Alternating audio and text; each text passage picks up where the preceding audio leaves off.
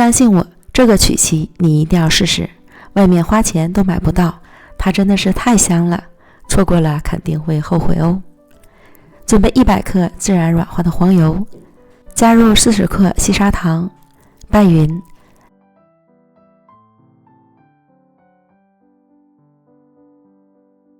再用电动打蛋器打发至颜色变浅，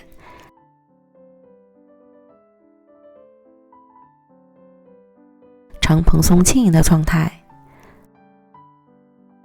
分2次加入1个鸡蛋黄，约17克左右。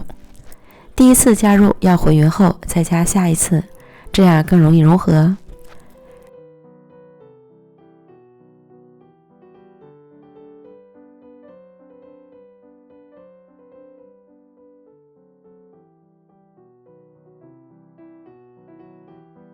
然后加入1克香草精，30克杏仁粉，拌匀。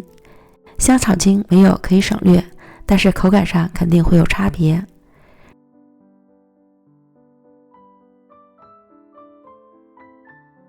然后再筛入140克低筋面粉，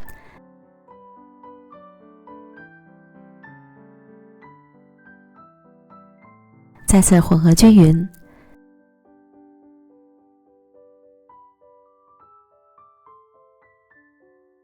最后要拌成不粘刮刀的面团，先放一旁。接着再准备40克草莓酱，加入少许纯净水，将草莓酱稀释一下。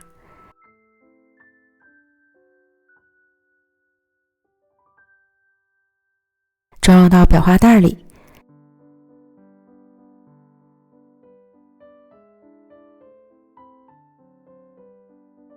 扎紧袋口备用。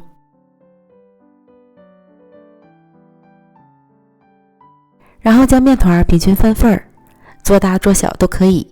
这些面团我分成了25份，按照1口1个的标准做的，滚成圆球，依次摆放到烤盘中。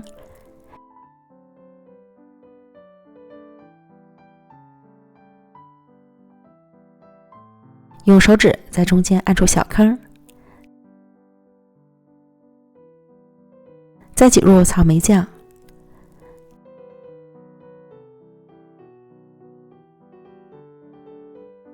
送进预热好的烤箱，170度烤20分钟。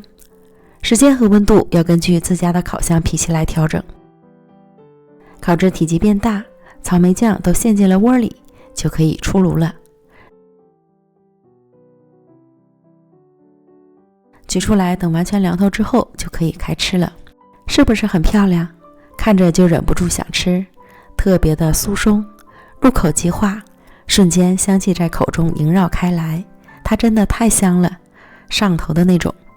所以相信我，这个草莓酱曲奇你一定要试试，千万不要错过。